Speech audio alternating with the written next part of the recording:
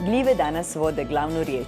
Kupujem one uzgojene u Hrvatskoj, a pripremit ću marinirane roštilj ražnjiće od šampinjona. Šampinjone ću prvo marinirati, a za marinadu mi je potrebno maslinovo ulje, balzamični ocat, soja umak, češnjak, talijanska mješavina začina, papar.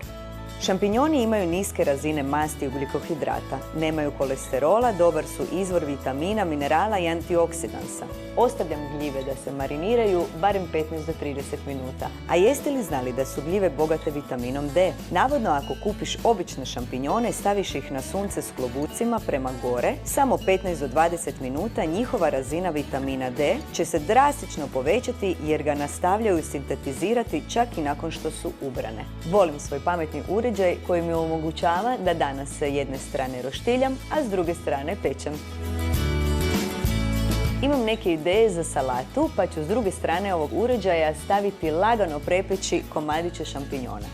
Tradicionalna Waldorf salata nastala je u hotelu Waldorf Astoria, a temelji se na jabukama, orasima i celeru. Ubacujem celer i jabuke, dodajem šampinjone, kratko ću tostirati orahe da budu ukusniji.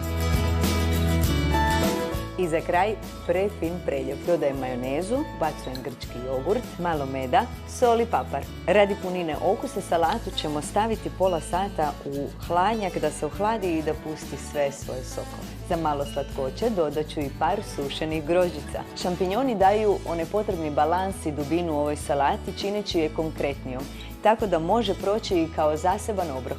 Dobar tek!